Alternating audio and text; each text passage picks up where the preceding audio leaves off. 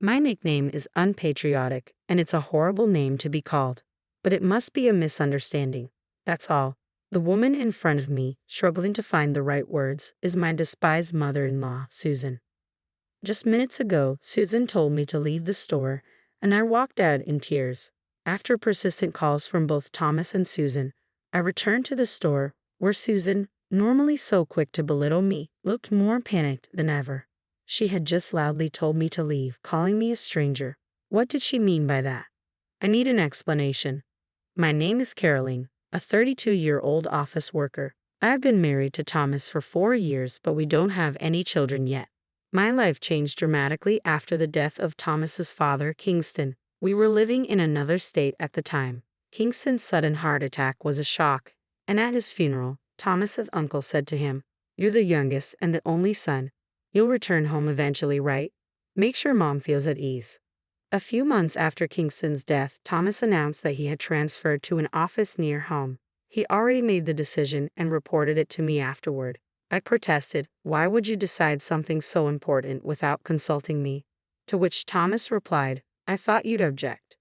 "Sorry, Caroline," Thomas said. "I know you don't get along with my mom. It's true, I dislike Susan, and she dislikes me even more. When we lived out of state, we only visited during long vacations due to work while Susan nagged, 'Why can't you come at least once a month? It's not like you live overseas. Nancy visits twice a week, you know.'" Nancy and Tracy, Thomas's older sisters, live close to their parents. Of course, Nancy can visit twice a week if she lives nearby. Thomas defended me, saying, "Don't compare us to Nancy.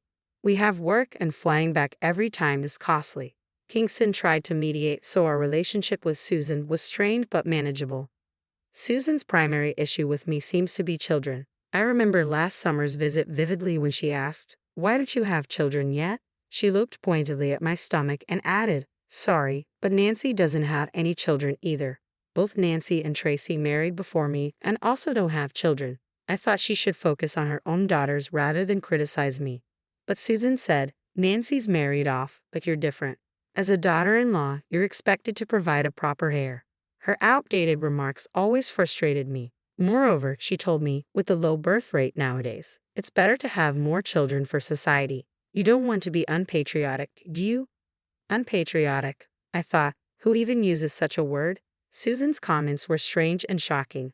However, when I heard that Susan was ill, even Thomas seemed concerned, leading to our recent actions. Naturally, I was conflicted. Following Thomas meant quitting my job and, more importantly, dealing with increased interactions with Susan. I even considered asking Thomas to go alone. But then I saw a social media post from a friend whose husband had cheated on her during a business trip. After much deliberation, I decided to go with Thomas, reasoning that we wouldn't be living together anyway. Susan seemed genuinely delighted by my decision. 2 weeks later, Susan invited me for tea at her place. It was the first time I'd accepted such an unwelcome invitation, but I couldn't ignore it. When I arrived at the in-laws' house, Susan and Nancy greeted me. Seeing my two least favorite people, I already wanted to leave. "Caroline, long time no see. Why haven't you visited since moving here?" Nancy asked, her tone dripping with malice. Susan sighed. "Caroline, I was so happy you decided to move here, but it seems I was mistaken. You dislike me, don't you?" I considered saying, "Yes, I do," just to see her reaction, but of course I couldn't. "I don't dislike you, it's just that I've been feeling unwell due to the new environment," I said, which was true. I had been resting at home due to fatigue, and Thomas hadn't mentioned anything about the visit. Why was I called here today, just to hear their nasty comments? Susan accuses me of disliking her, but isn't it the other way around? How can we possibly get along under these circumstances? Nancy snapped, "How can you speak to mother-in-law like that? Apologize to her. Say you're sorry." I thought Susan would react with anger, but her response was unexpected. "You're right, I have been mean. I'm sorry, Caroline. I'm sorry about the child comments too. I was being nosy." I braced myself for a scolding, expecting some underlying malice, but there was none. Even Nancy looked surprised. All I wanted was to hold a grandchild. Nancy's husband was infertile, and Tracy seemed to have fertility issues, so I hoped Thomas and I would be able to provide that joy. Despite knowing about Nancy and Tracy's struggles, Susan had unfairly taken her frustrations out on me. Thomas and I have discussed having children and are considering it, so please, just leave us be for now. I bowed my head slightly, but I suppose I still had a conscience. I'm sorry, I said, but do visit us sometimes, Susan replied. After that, Susan and Nancy started watching TV and having tea as if the earlier awkwardness had never happened. I like this announcer, she's so energetic and bright, Susan said, referring to her favorite local female announcer. I glanced at the TV, feeling a twinge of regret. Maybe if I had been more outgoing, things could have been different with Susan and her family. It was a silly thought, but I was glad to have shared my feelings today. Perhaps things could improve. However, my hopes were quickly dashed. That night, Thomas came home and immediately started yelling. I heard from Mom that you said you have no intention of getting along. Are you saying Mom was crying? I was bewildered. Why was Thomas reacting this way? After our conversation, he had waved goodbye with a smile, and now he seemed to be accusing me of something. Look, Thomas, it's a misunderstanding on Susan's part, I tried to explain. I told her I don't know how to be friends under these circumstances. You know about my relationship with Susan. How does that turn into me not wanting to be friends? I'm beyond astonished now. I'm just scared. Thomas completely believes Susan's version of events. His earlier smile now seems like a lie. I don't know what to do. I tried to explain, but Thomas didn't seem convinced. Then I received a message from Nancy. You were a bit cheeky with Mom. After all the effort of moving here, didn't you come prepared? If you're following me here, then you should be a bit more patient. Thomas looked at me as if to say, she should be more patient. Yes, I moved here for Thomas, but it was because I care about him, not just to appease Susan and Nancy. I wanted to be with him, and that was my priority. I looked straight into Thomas's eyes and said, but it's clear that Susan and the others might never like me. Maybe you should consider marrying someone Susan approves of. The word divorce slipped out before I could stop it, and for the first time, Thomas looked genuinely panicked. Wait, hold on. How do we jump to divorce? I just want you to get along better with my family.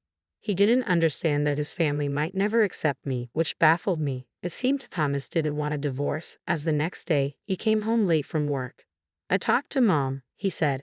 She said it was a misunderstanding and apologized. What a fuss. He also mentioned that it was almost Susan's birthday.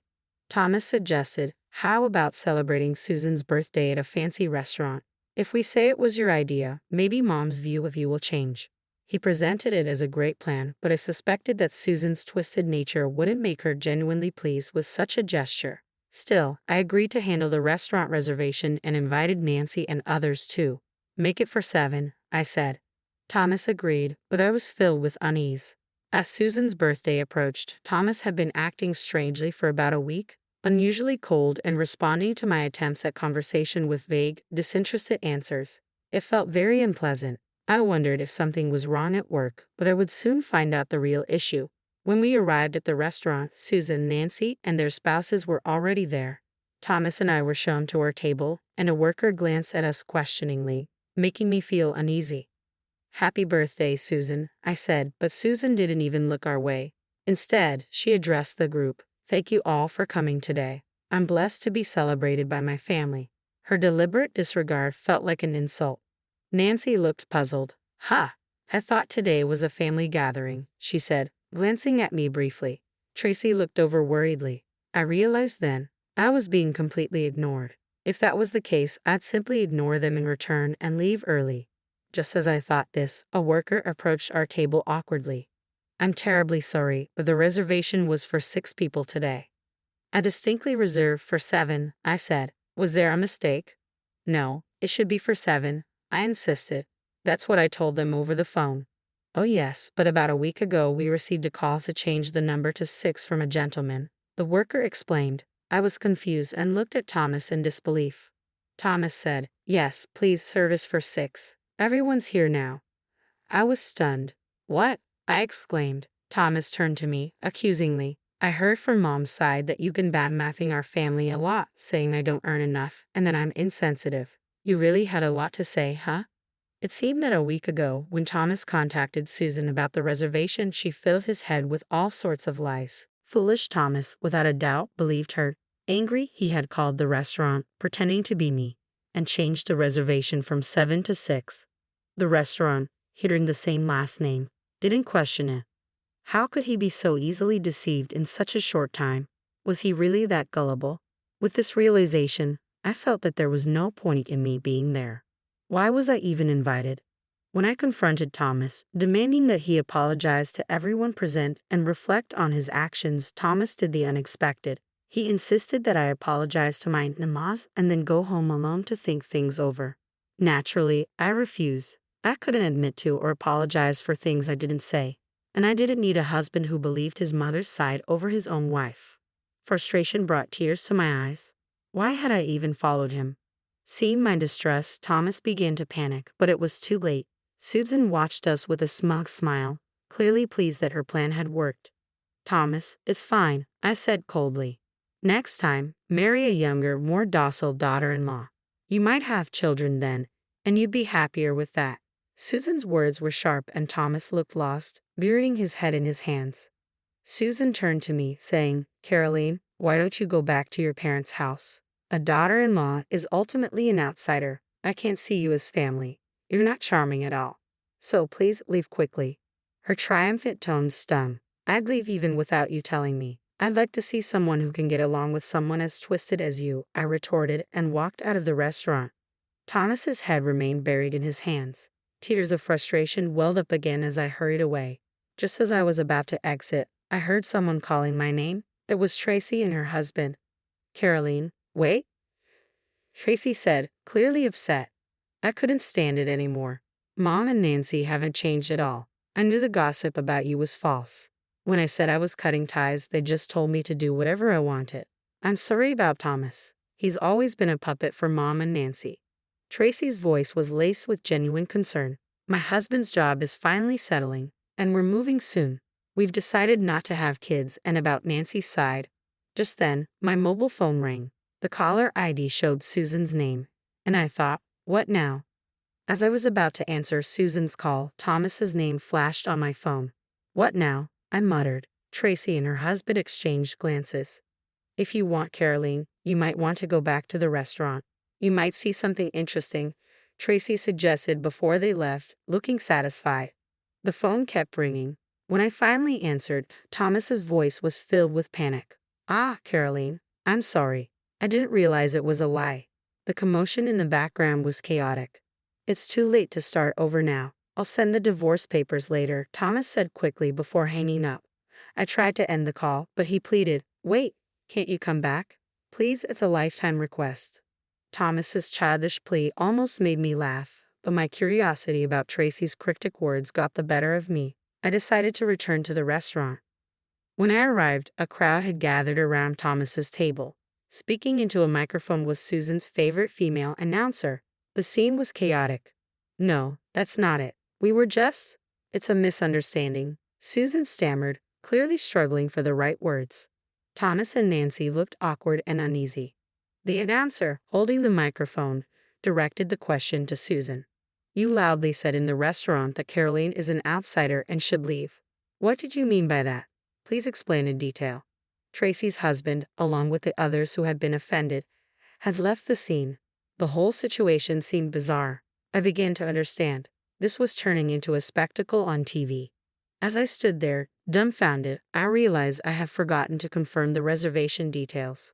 A worker noticed my confusion and approached. The scene earlier had indeed been quite chaotic. It turned out there was a TV recording scheduled at the restaurant that day. Although the dining area was semi-private, conversations were easily overheard. Sorry, can I have a moment for an interview? The worker asked. Not long after I left, the famous announcer appeared with a bright smile. Susan was clearly thrilled. I'm a big fan. An interview? Absolutely, she said enthusiastically. The interview's topic was daughter-in-law and mother-in-law issues. The announcer mentioned, we heard about the heated argument earlier. The daughter-in-law left in tears. What happened? Caught off guard by this unexpected question, Susan and Nancy's faces turned pale. They were clearly unable to discuss the embarrassing truth that they had lied to drive away their son's wife. Thomas spotted me and pleaded, Caroline, please, I can't let this shame be known. It was all my misunderstanding.